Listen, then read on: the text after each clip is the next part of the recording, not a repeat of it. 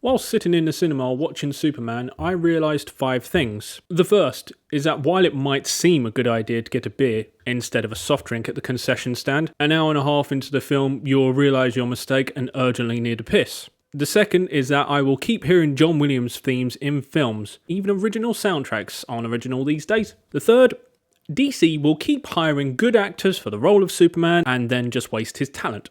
Fourth, James Gunn should stop writing and become a DJ because that's where his greatest talent lies. Seriously, I would pay good money for this man to make a workout playlist. I'd be moving like a prime Muhammad Ali within 6 months. And the fifth and final thing is that this will be my first opportunity to be hated on YouTube. Well, they say it's best to get your first time out the way quick. It may hurt at first, but once the pain goes away, it'll be much easier after that. Now, it's no secret that this film has become incredibly divisive online over the past few weeks, but hey, everything is divisive online these days. There are some people that do not like Superman at all, and then there are many people that will defend this film to the high heavens and take criticism of it as a personal insult. It is as if you have punched someone's sated mother in the face. I have even seen some claims that as the message of this film is to be nice to others, if you do not like it, that means you are a cynical and bad person. But then after that, they will also admit that the film has its flaws and say, I liked it, but it's no The Dark Knight. I do understand that temptation. Like many, I really wanted this film to succeed. I would love to see a great Superman film again, as we haven't had one on the big screen at least, since Superman 2 back in 1980. I think I can best compare Superman 2025 to Arcane Season 2. Superficially, it's all there. The look, the effects, the action sequences, the music, and a shit ton of goodwill. But the actual fundamentals of a good film or a TV show, namely writing, plot, and character, are flimsy at best, and in some cases absolutely atrocious. Once you look through Lex Luthor's plan in detail, you realise it is painfully stupid. An imbecile. Yeah. Like the dumbest motherfucker that ever lived. Like Superman, I desperately wanted Arcane Season 2 to be a great show. I wanted it to continue from the great highs of Season 1. I watched the first 3 episodes and thought to myself afterwards, fucking yes, Arcane is back and it's just as great as ever. However, as the week progressed, I felt that something about it was very wrong. Try as I might, and I really tried, I could not ignore all the plot problems, the baffling writing, and the lack of any real character consistency. So when I watched episode 4 a week later, I was still telling myself that this is still brilliant. But by that point it was a losing battle, and by episode 6, I finally had to admit to myself that I simply wasn't enjoying it anymore. By the last 3 episodes of the season, I was looking at all the numerous flaws. The character assassinations, the forcing in of storylines to connect to the games, the numerous clear attempts to start spin-offs, the lack of consequences for any actions, and then the end of several storylines just being forgotten about, or at least given an abrupt and tacked-on ending. One such example being the class struggle between Zorn and Piltover.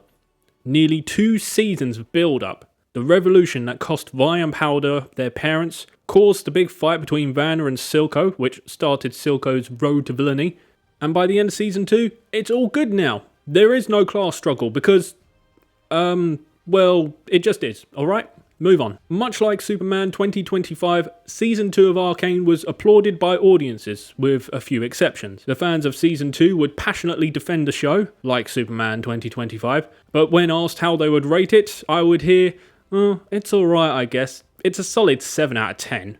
Now, a good 10 months later, Arcane Season 2 has been mostly forgotten. Occasionally it'll pop up online where people will admit that, yeah, it wasn't that good. Whereas people are still talking about Season 1 several years after it aired. I do firmly believe that within the next year or so, people will watch Superman again and, like Arcane Season 2, Deadpool and Wolverine, Guardians of the Galaxy 3, Jurassic World 1, and The Force Awakens, the rose-tinted goggles will start to slip off, and it will seem more and more like an honest attempt to make a Superman film that simply just does not deliver. Or, to put it more simply, I think James Gunn's Superman will age like milk in a broken fridge. What's interesting for me, though, is that when I first saw Superman in the cinema, I didn't outright hate it.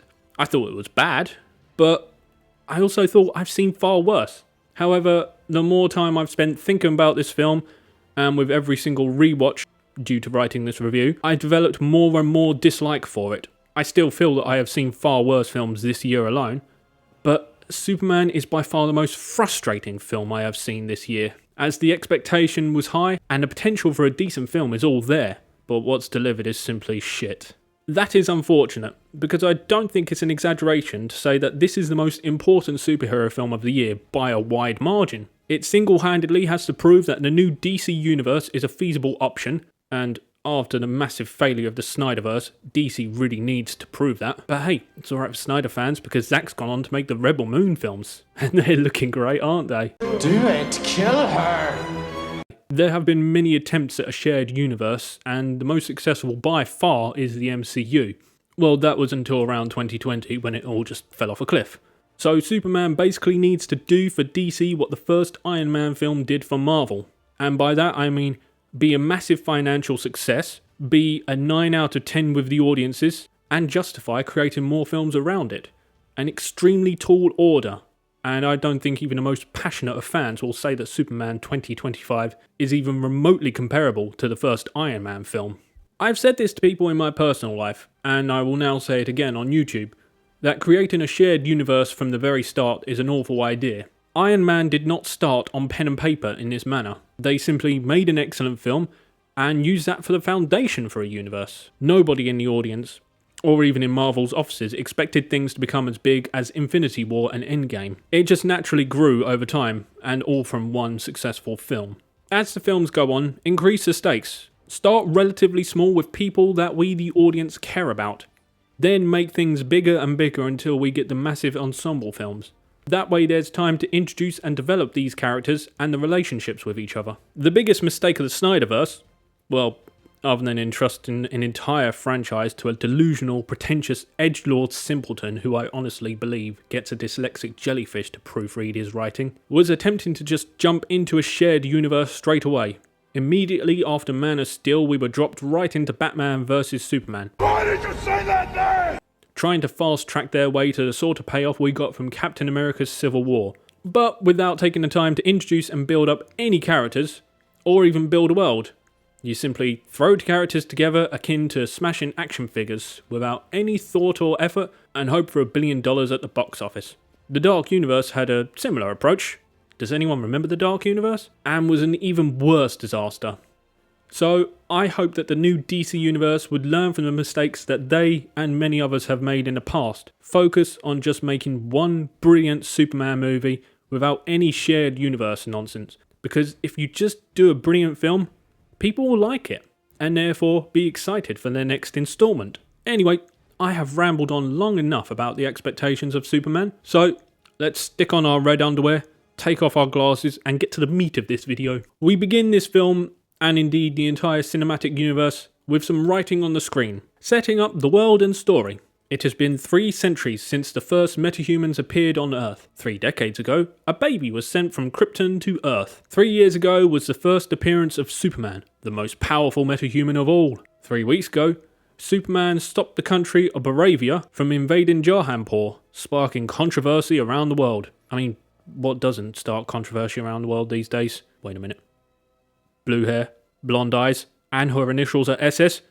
Oh my god, it's all true! 3 hours ago, a metahuman called the Hammer of Baravia attacked Superman in the city of Metropolis. 3 minutes ago, Superman lost a battle for the first time. Now, I may be jumping back and forth a little bit with this plot review because it will highlight just how nonsensical some of the writing decisions are. James Gunn has jumped on the trend of not showing the origin stories of the most famous superheroes. I completely agree with this. We do not need to see Superman's origin story yet again. Like Batman and Spider-Man, we all know the story. We've seen Krypton destroyed, Bruce's parents shot, and Uncle Ben killed so many times now that it's been completely played out. It's hard to imagine that there are many people who do not know the beginnings, and skipping this out gives us an extra 40 minutes of things such as, well, I would say plot, character work, and world building, but we don't get a great deal of those in this film anyway. However, I do think the skipping those already well-known origin stories in Superman 2025, The Batman, and MCU Spider-Man have all been good calls. Usually, intros like this are world building. Think Star Wars or The Terminator. A bit of writing to let us, the audience, know just what sort of world we are in, the kind of struggles that are taking place. The Batman, on the other hand, tells us a bit about Batman's mindset and the sort of impact he's starting to have on the world around him. This, however, does neither. While we are told through the writing that metahumans have been known to the world for 300 years, this is in no way reflected on the film or in this world. Metahumans have been around longer than the USA. Major historical events such as the founding of the Metropolitan Police Force, the French Revolution, Charles Darwin's research into evolution, the end of the slave trade, the Civil War, Trial of Tears, the First and Second World War, and 9/11, and many, many more major events took place in those 300 years. Which, even if every individual metahuman had no interest in, do you honestly think all of the world's governments would let them just sit it out? That nobody on either side would try to get metahumans to fight in World War II, for example. That's not to say of other things such as weapon development, religion and science, but no. They seem to have made absolutely no impact at all in the last 3 centuries. Does that make sense? Ladies and gentlemen, I am not making any sense. None of this makes sense.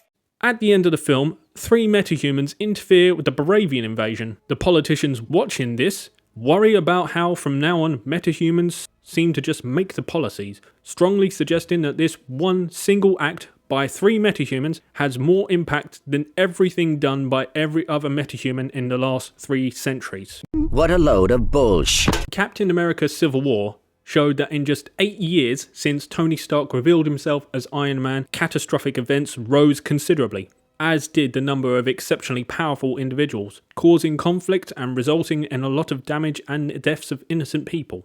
The governments of the world actually changed a lot of policies and created the Sokovia Accords to accommodate this. Homecoming then built further upon this by showing the fallout from these battles accidentally created a new underground arms race, as these weapons were far more powerful than conventional guns. All this was just after 8 years of Marvel's version of metahumans. Things like this do change the world. If you are going to tell us that metahumans have been around for such a long time, then at least show us a world with some differences to our own, beyond just people being nonchalant about a kaiju appearing in the middle of the city. The rest of this text is just a waste of time, really. We could just see that Superman is the most powerful metahuman, or at least we could if he didn't spend most of the film getting beaten up by Ultraman, the Engineer, and Metamorpho. We could easily work out that Superman interfered with the Baravia Jahanpur invasion, because it is spelled out to us many, many times throughout the film. And we can clearly see that Superman has just lost a fight, because he's beaten and bloodied. Plus we see him try to fight the Hammer again 5 minutes later in the film and lose. So all of this text is pretty much pointless. Superman then crashes into the Arctic, beaten, bloodied and struggling to breathe. Already this is quite a sight. We're used to the Man of Steel being virtually indestructible. Only a few powerhouses like Doomsday or Darkseid are realistically able to do something like this. So clearly, whoever beat Superman in such a manner must be a serious threat. Or at least we would be wondering about that if the text hadn't told us that 3 minutes ago he was beaten up for the first time by the Hammer of Baravia, killing any mystery or suspense. Good job. Superman whistles out for his doggo Krypto, who runs up to him and jumps all over him. For the life of me, I don't know why Krypto is CGI throughout this entire film, rather than just using a traditional dog like everyone else. Real dogs have charm and character. Plus, they're a lot easier on the budget, and considering the budget for this film was estimated to be around $225 million, you would think saving a few million on a needless CGI dog would be an easy way to save some money. Krypto, after a minute or so of beating the shit out of Superman, takes him to the Fortress of Solitude, which appears from underground. And I rather like this. Makes the fortress being hidden a little more realistic. Inside the fortress there's some Superman robots, which I call the exposition bots, or Expo bots for short. Lead Expo bot is played by Alan Turing, an underrated actor who's played quite a few robots now.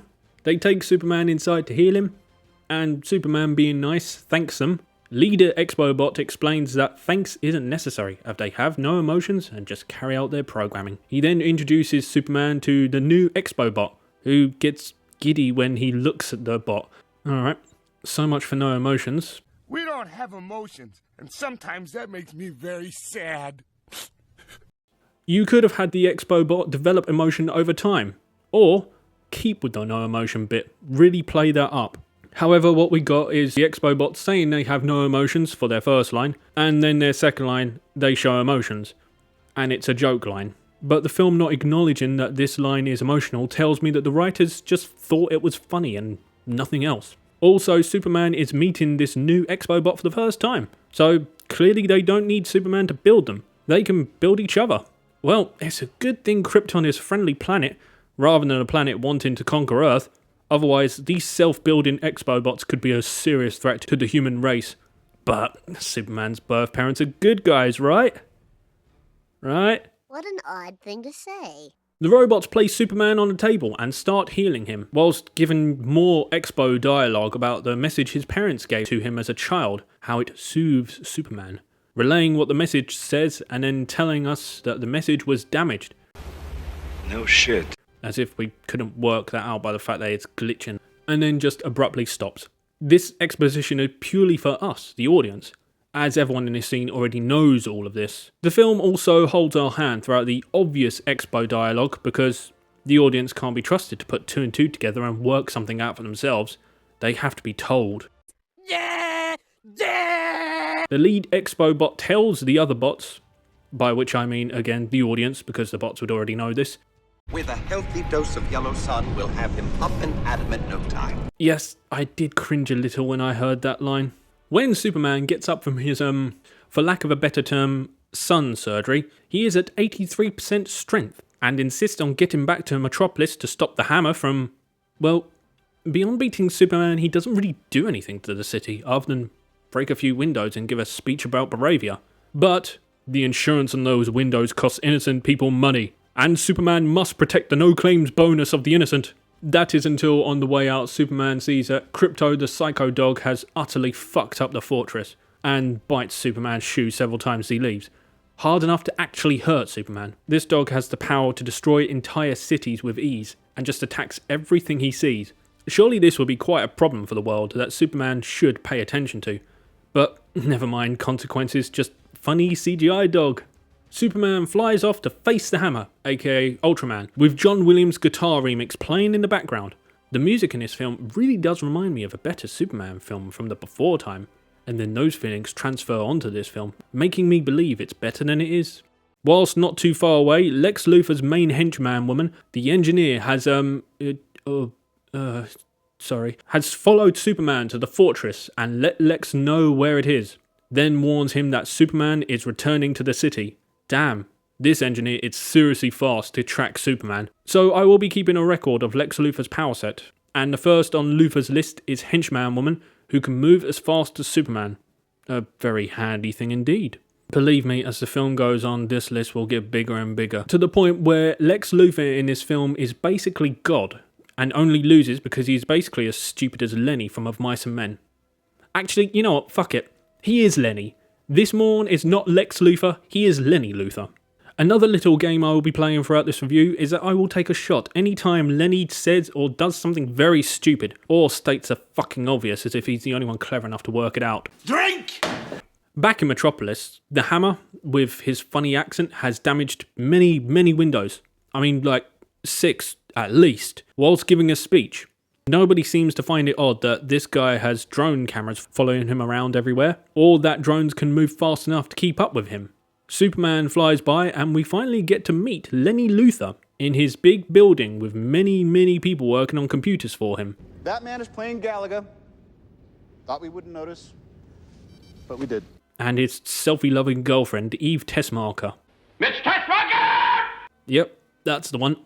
Superman engages Ultraman in battle again, whilst Lenny orders moves for the Ultraman to enact.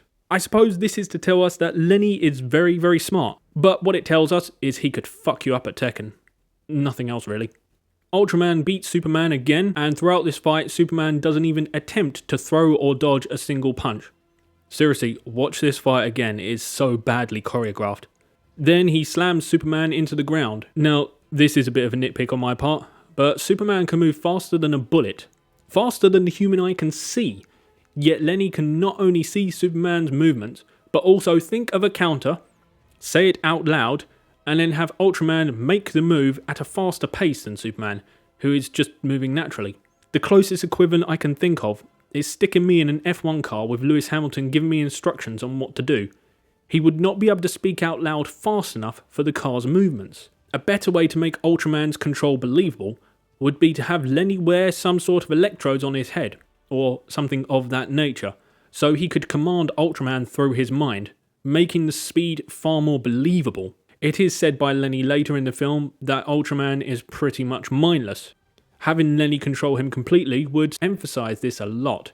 I know it might seem like implausible technology that's more akin to magic than tech, but trust me, the technology levels in this film get so insane after a while, you might as well have Lenny create the Infinity Gauntlet and the One Ring. Anyway, with Superman defeated, again, get used to it, it happens a lot in this film, we get yet more expo dialogue, now from Lenny's employees, with a back and forth of, "It's like he knows Superman every move." "He does. He's been studying him for years." "He's developed over 2,500 fight moves for any situation."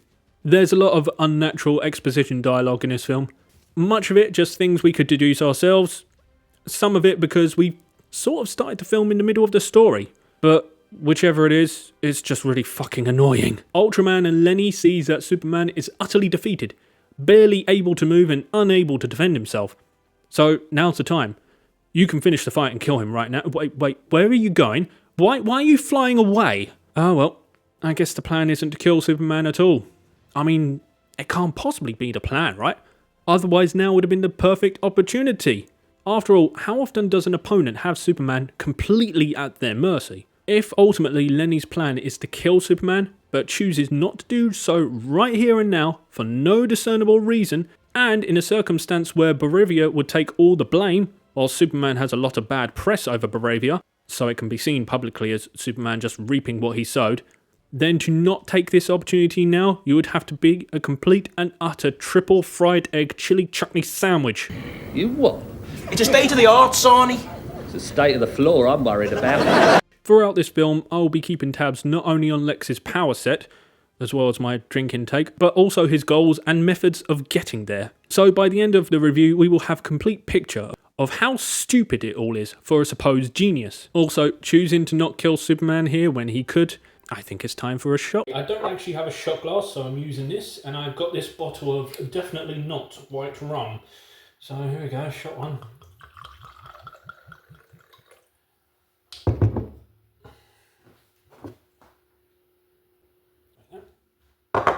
A man who runs a food stall and gave Superman grub one time helps him up from the crater and tells Superman that they will help him as he's helped them so many times.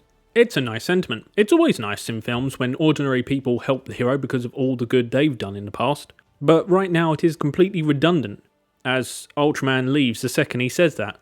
And then another random guy tells Superman that he probably shouldn't have done that thing in Jahanpur. How rude. Well, so much for that will help you Superman bit. I guess the food vendor's on his own. After leaving the battle, Ultraman has flown away to a beach just a few miles outside the city, with Luvacorp flags all along the outside. Not very discreet, Lenny. I thought this was meant to be a secret. Then, in a tent on said beach, the people working there activate a portal that teleports Ultraman from the beach to Lenny's building in the city. I mean, you invent a portal so that you can essentially teleport. You send Ultraman to a beat with one of said portals so he can teleport from there to your building so no one can see him fly into your office, to keep your association with Ultraman a secret. But you also put flags all along the beach where everyone can see them, and you pick a beach that's just a short walk from your office. Okay, that's 2 more shots. We're not even 15 minutes into the film yet.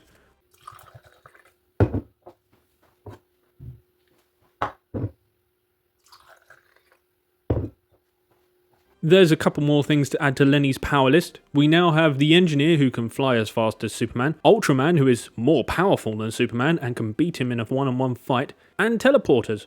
Already, these 3 alone should be enough to win, but dear viewer, there will be a lot more soon. The next day, we see Clarke Kent walking to work. He's shuffling around and behaving in a Clarke Kent-like manner. Some jock guy, I don't care enough to look up the character's name, mocks him. Tells him that his writing and his article is bad.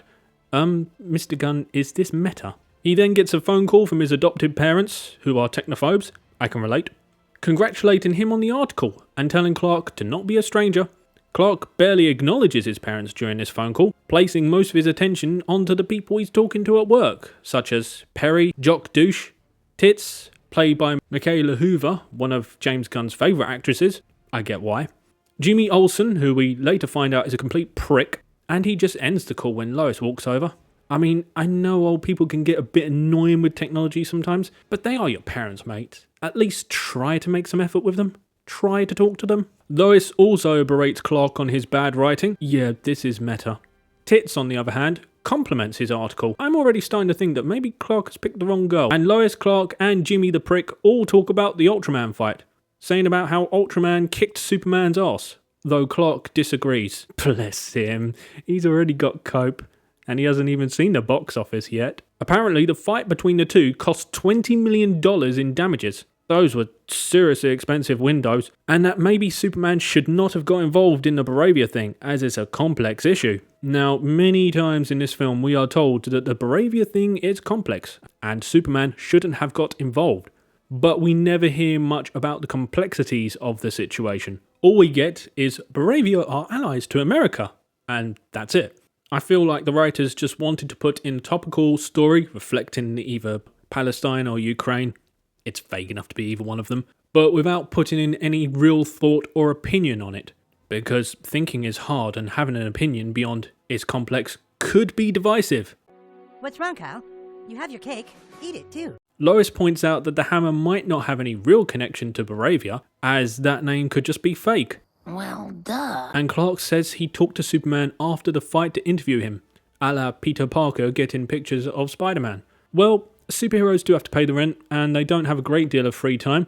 This is a side note, but my autocorrect actually changed great to Greta Thunberg whilst writing this sentence.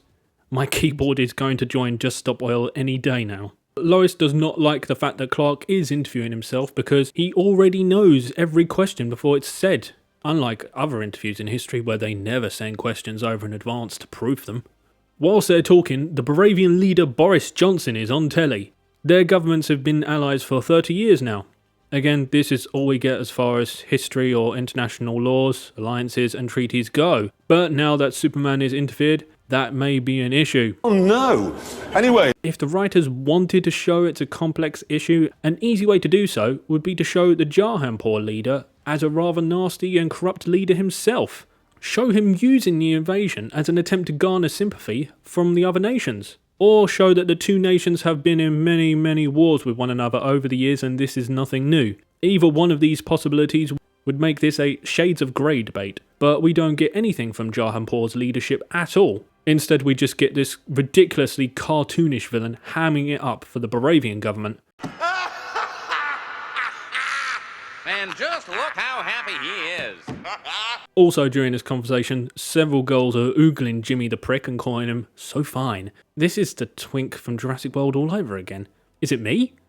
Am I just not seeing what everyone else is seeing, or are these films trying to tell us that these very ordinary looking blokes with no real charisma are sex symbols? Meanwhile, at the Pentagon, Lenny is pitching his superpowered security to some politicians, starting with Ultraman, in a slightly different costume to disguise from the Hammer of Baravia. Genius move, Lenny. A different suit will fool everyone.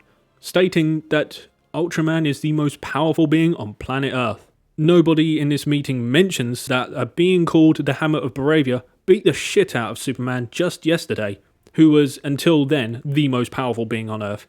And that Ultraman and the Hammer seem to have similar powers.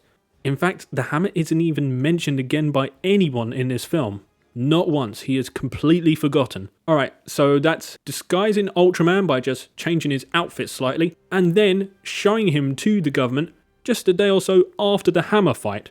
So that's 2 more shots. This is starting to get a bit worrying.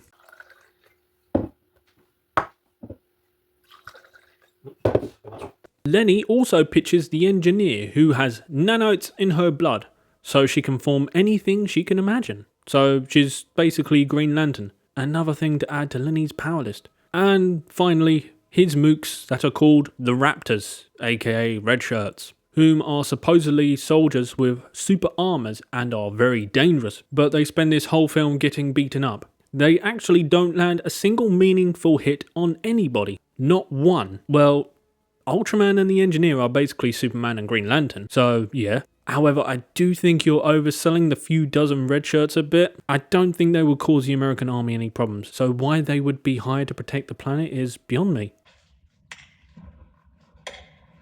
Well, okay, now I'm sold. That was something else. I mean, did you see the way how he just created light? Like a god.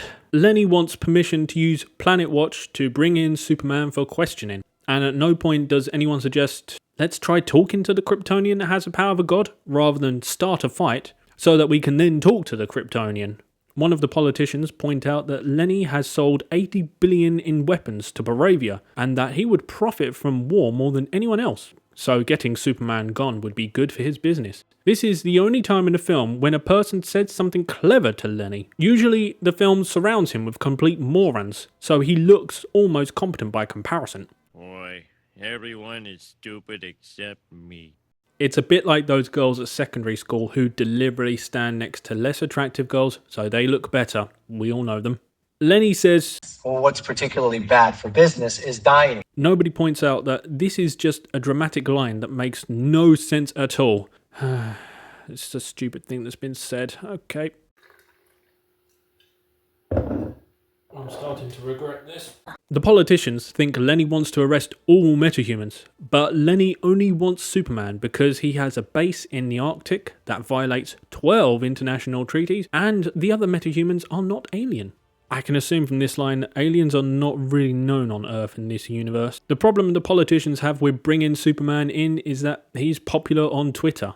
You will see a lot more of James Gunn's feeling on social media as the film goes on, and that they can't actually contain him, which is a far better point than, oh, social media. However, this conversation has suddenly gone from, well, let's question him, to let's arrest him so we can then question him. It turned quick. Lenny says that he has the facilities to contain Superman. They got this stuff.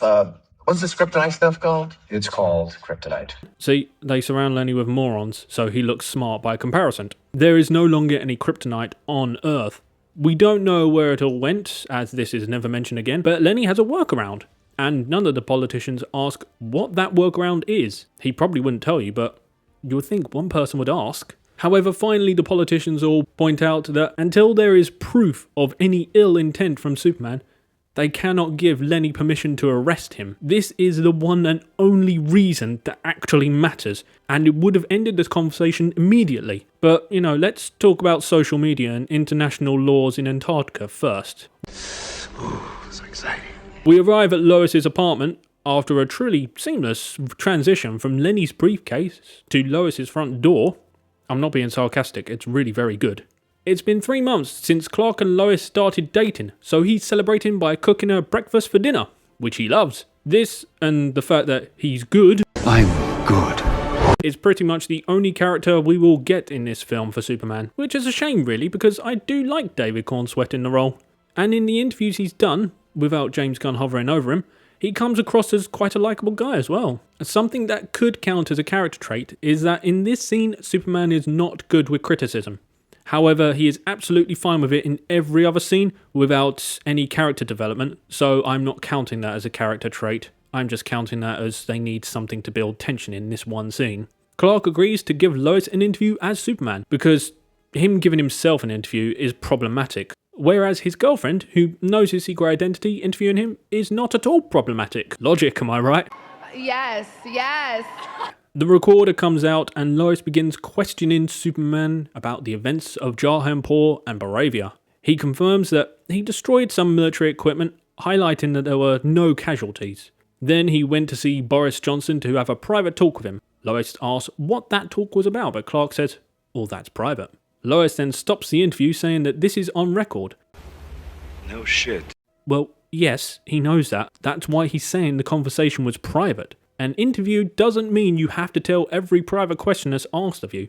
World leaders would get into a shit ton of trouble if they said absolutely everything when interviews asked them about classified details. Anyway, the interview starts again and Superman tells Lois that he took Boris to the desert and held him to a cactus until he stopped the invasion. Okay, I guess saying this is on the record does force people to talk about private conversations with world leaders.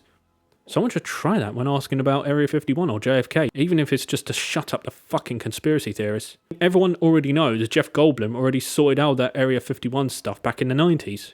The interview continues and they both get a bit mixed up throughout, with Lois switching from girlfriend to reporter and Clarke switching from Clarke to Superman, combined with the frequent "this is on the record" and then both talking over one another. It just makes the whole thing seem childish. It's difficult to believe that these are both grown-up professional reporters. Lois talks about how Superman is getting some stick on social media, and Superman says he doesn't care about social media. Don't care, don't care, don't care. Oh God, don't care, don't care. But actually he spends a lot of time on social media and getting upset. And worse, he generally throws a strop when Lois mentions #supershit. Super shit? Come on, Lois. You know that one specifically irritates me. I find it hard to believe that a man who can single-handedly wipe out an entire nation, a man who would need to control his every movement so he doesn't accidentally knock down a building when he slams the door too hard, is now throwing a childish strop over a hashtag on Twitter, and not even a clever or creative one at that. It just seems ridiculous to me. But that is a recurring theme throughout this entire film, no doubt due to James Gunn's past problems with social media. All of his characters treat social media as the only opinion in the world.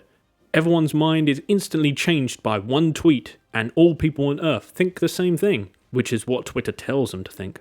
After getting annoyed by the hashtag, Clarke walks out, and once again, no mention of the Hammer of Baravia, who you would think would be an important topic of conversation, as that seems to be one of the main reasons people are not happy about Superman's involvement with Baravia.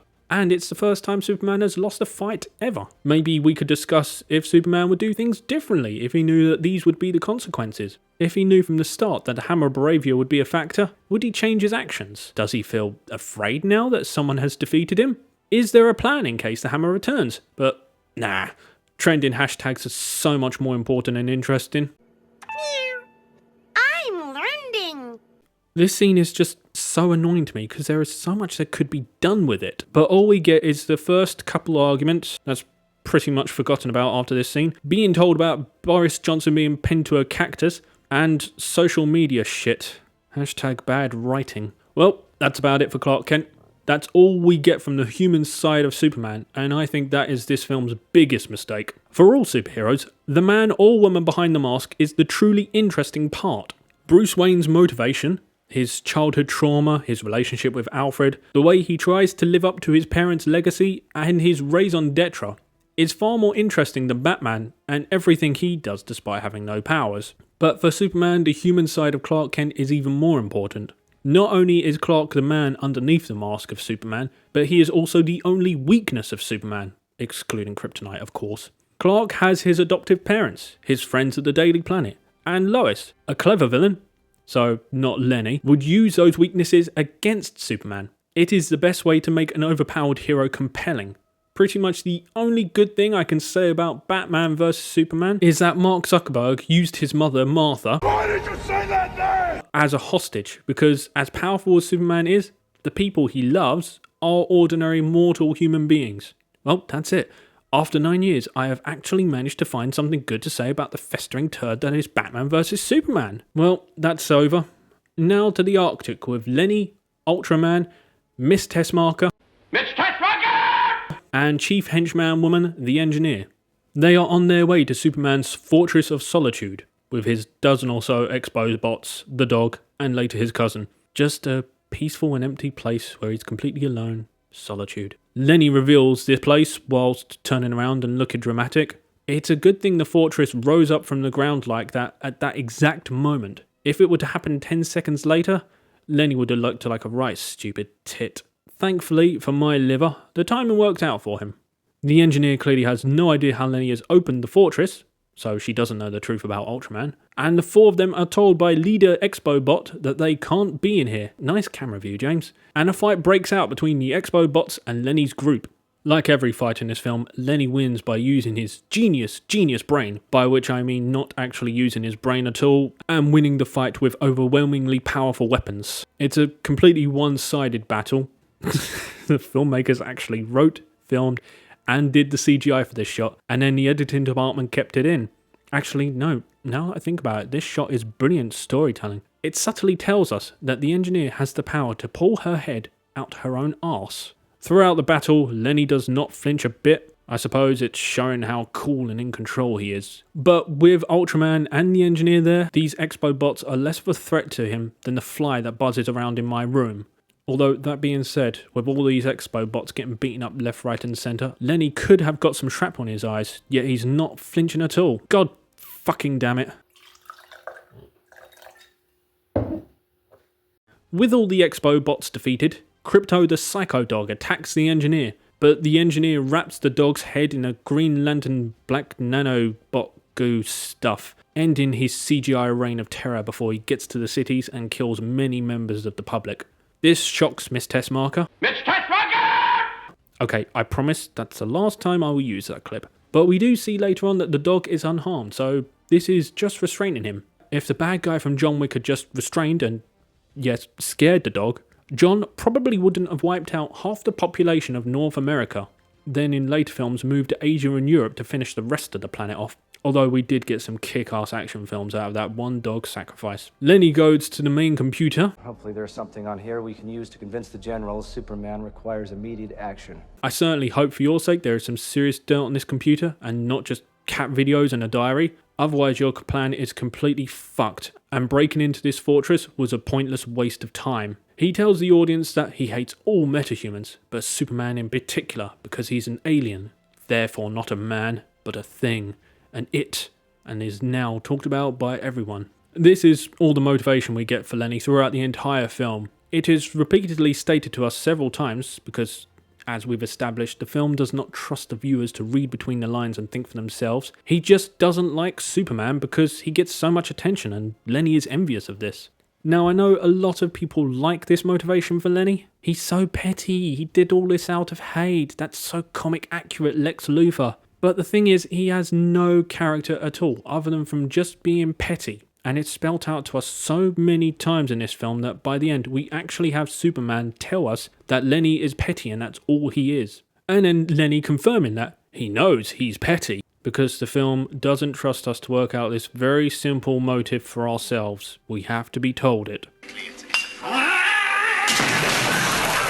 I also have never much cared for the argument of it's comic accurate, therefore it's good. There have been many stories in comics that were awful because, of course, no medium is perfect. There have been several portrayals of Lex Luthor in other mediums that were excellent. Oh, dear God, no, not that one. That are beyond just, he's so petty. Like that one trait and nothing else is a great character. Perhaps if we had a previous film showing Superman coming to Lenny's attention by disrupting one of his operations. Because of this one very small slight, Lenny would then dedicate time and money into researching Superman and any weaknesses he may have. As time goes on, Lenny sees more and more that Superman represents the complete opposite of him. Selflessness and humbleness over greed and ego. Even have Superman's action changing the minds of people around him, with corrupt politicians and business associates of Lenny becoming more noble because of Superman, making Lenny increasingly bitter and obsessed with destroying the alien who's changing the world around him. Instead we get, I hate you Superman because people notice you as well as me. And for some reason that I do not understand, this is considered to be good writing for one of the biggest villains in this new DCU. Chief Henchman Woman the Engineer also hates Superman.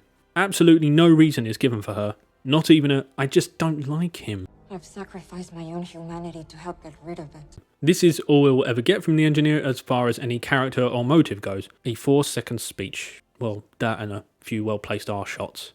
Lenny asks the Engineer if he can get into the computer, again relying on good luck, because he would have been utterly screwed if she'd responded, No Lex, it's an alien computer and I'm running on 5G Wi-Fi, you utter fucking moron.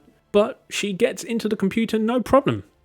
That was lucky. Oh, yep, there's another arse shot. The Engineer worries that Superman could show up at any minute. Well, if he does, he's not really a threat. You have Nanobot Green Lantern and Ultraman.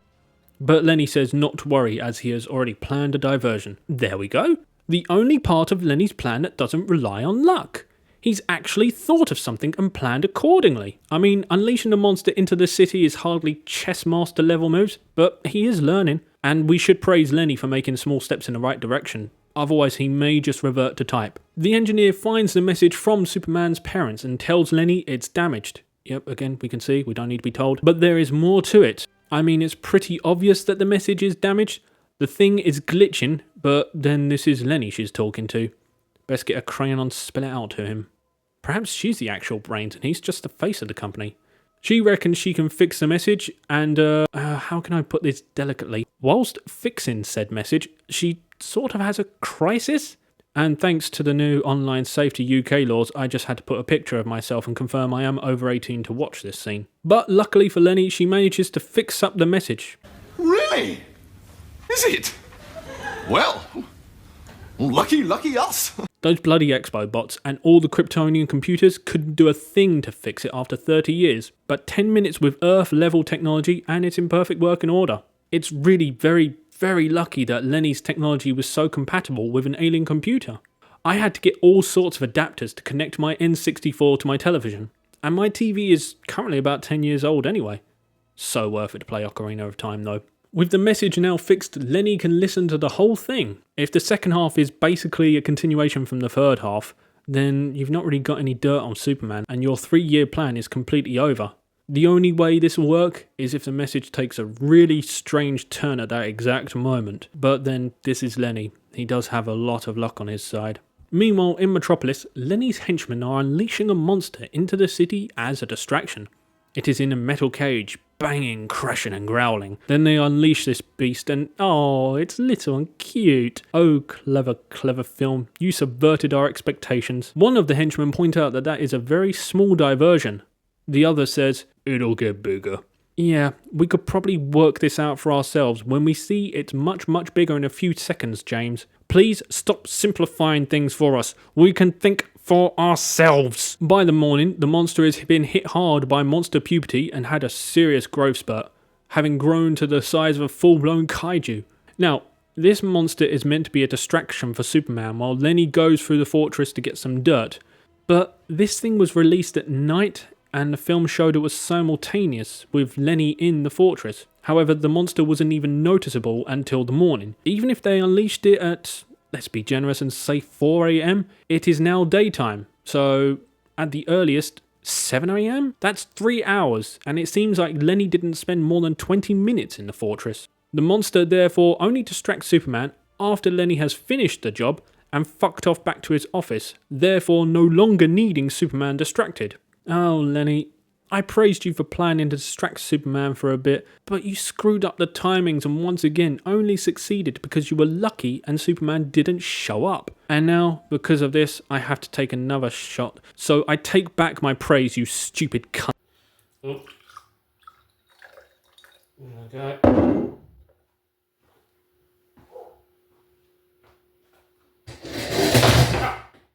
The kaiju is walking in the centre of the city and nearly steps on a dog.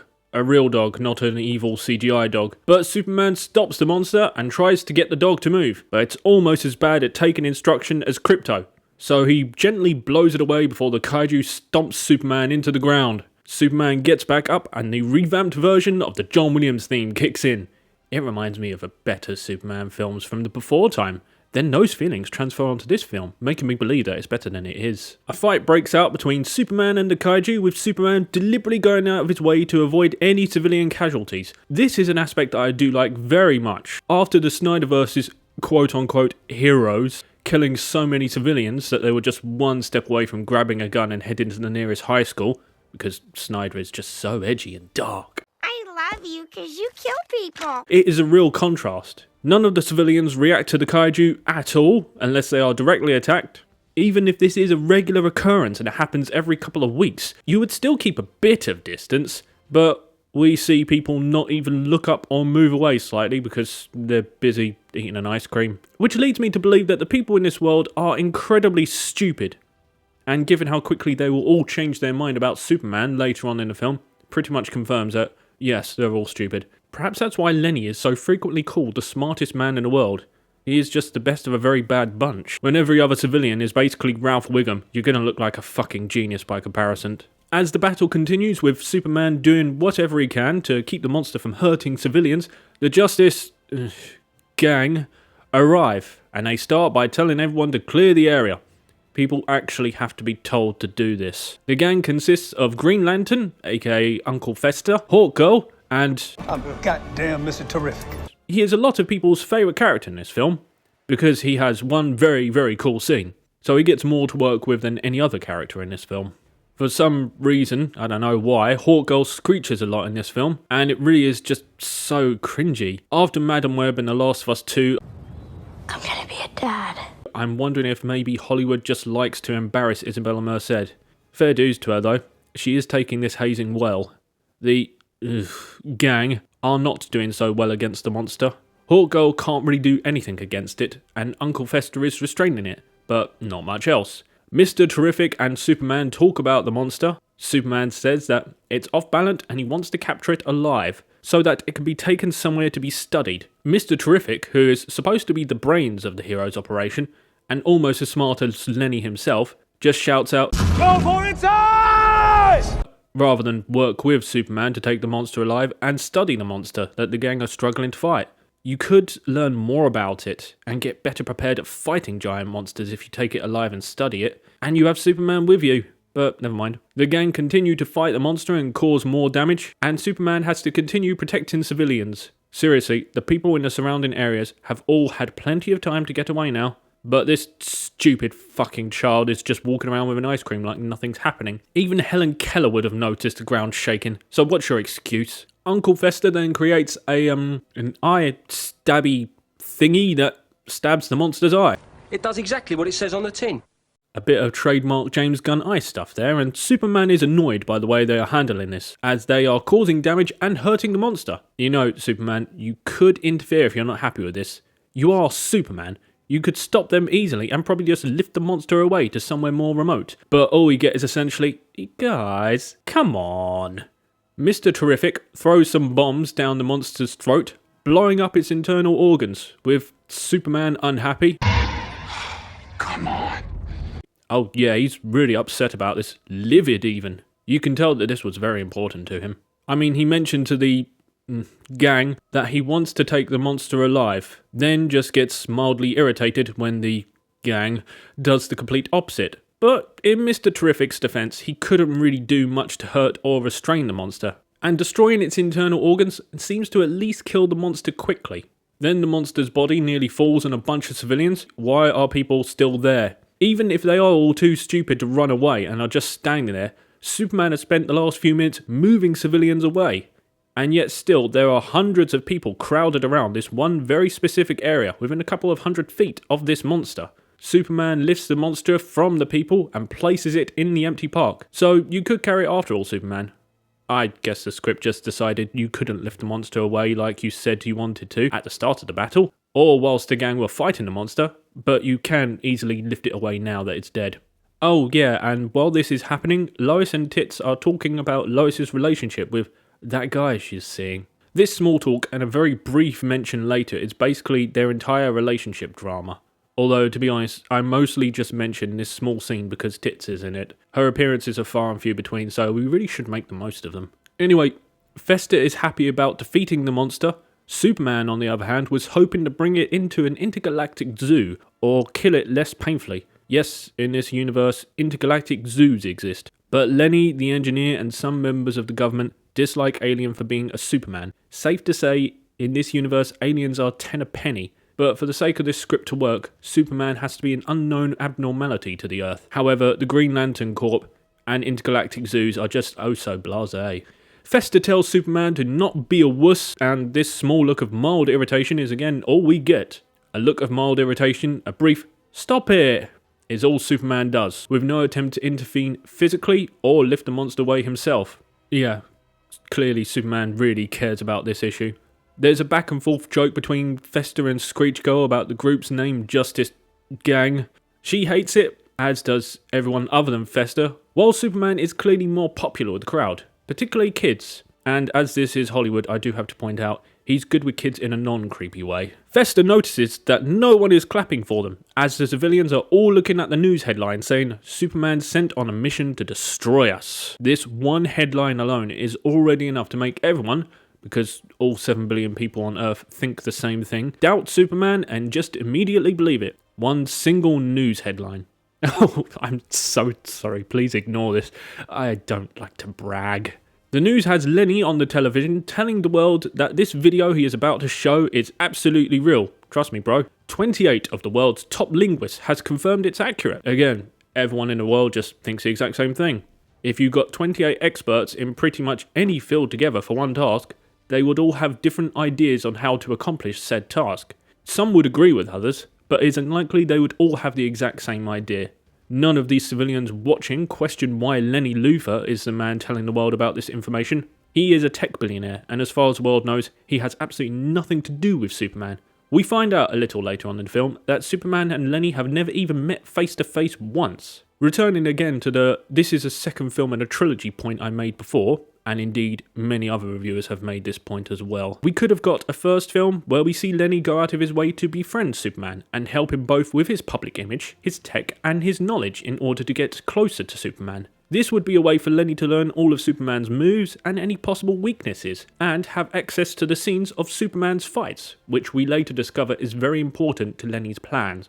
We are also told a little later, because this film does a lot of tell don't show writing, Superman does trust people far too easily. So it's very believable Superman could, in casual conversation, let a few things slip to Lenny, like his fortress and the message from his parents. It would also make Lenny far more credible when appearing on the news with this video, even claiming that he too was fooled by Superman's goody two-shoes act until he saw the video, and now he feels it is his duty to help protect the world from Superman. I feel I should point out, whenever I think up different ideas for scripts like this, I do it completely on the fly. It's not an idea that's been going through my head for weeks and I've put through several drafts. This is just off the top of my head. Anyway, Lenny shows the video, starting with the part Superman already knows, then the glitching, which amazingly no one finds at all suspicious, and the rest of the video plays out. Very fortunately for Lenny, the message takes a real turn at that exact moment it broke. It goes from "you can do so much, son" to "start a harem, rule the world and kill everybody." Lenny is telling everyone that all of Superman's good acts were him simply grooming us, getting ready for his super-powered harem children to rule the world, and he will put a stop to this. Again, absolutely everyone believes this story without any doubt or question, and all turn on Superman in a heartbeat, with some people even throwing cans at him. Not a wise move if you believe this impossibly powerful man actually means you harm. But hey, in the past 5 minutes we have been shown that the people of this world really are just too dumb to live. So at least this is consistent. The twist with this video is becoming something of a trend with superhero films of late, making the virtuous dead parents whom our hero idolizes actually not that good after all. This is the third time in recent years with Joker, the Batman and now Superman. God, the Waynes have got it rough. And I sincerely hope this trend does not become the new norm. If it does, then I am not looking forward to the next Spider-Man where it turns out Uncle Ben's killer was justified because Ben got stoned and ran over the shooter's pregnant wife and then bribed the judges to get off scot-free. Superman goes inside a building for some privacy to compose himself and take all this in. He actually takes this life-changing news with far more maturity than #super shit. Super shit? Come on, Lois. I would say this is character development, but the only scene between now and then is the fight with Superman and the kaiju, where nothing really changed for him at all. As I said earlier in this film, that character trait of Superman easily getting annoyed and childish only exists for the interview scene, and then just disappears throughout the rest of the film with no reason or change. The gang all come in to talk to Superman. Fester essentially covers the window so it's private from the public, sensible, and asks if it's true if Superman has a harem, and that if any of the video is true, he will take Superman down. Superman explains that he only heard the first part and never the harem bit. I never thought I'd be talking about harems so much while discussing a Superman film. Mr. Terrific has also decided immediately that this video must be real because he knows the experts who examined it and they wouldn't get it wrong. What? Really? Mr. Terrific has in the last 2 minutes found out who all the 28 experts involved in decoding this video are, and by an incredible coincidence, he knows all of these experts personally, every one of them. And he trusts all these experts so much that he won't even bother to check the video himself, even if it's just to give a second opinion or to reassure Superman, someone who he considers a friend. Aside from always agreeing with each other, scientists are also famous for having never been brought or paid off before. Ever. It just doesn't happen. Screech Girl... I'll ask where they got the footage, and Superman runs off with some truly awful face-on flying CGI to check on his fortress. You know what, on second thought, I'm starting to think that maybe David Cornsweet wasn't right for this particular Superman after all. I do like him a lot. He's a decent actor, and he comes across as quite charming. He's also got the look for it. But an alien Jesus with a harem of girls and strange costumes. You just tell me that this isn't the role Jared Leto was born to play. Third time's the charm for Leto and superhero films. Well, I think this is a good place to end my Superman review. I have no idea when I'll finish the rest of it because this one part took such a long time and it was quite draining. So I'm off to go get my stomach pumped now. Till next time, dear viewer.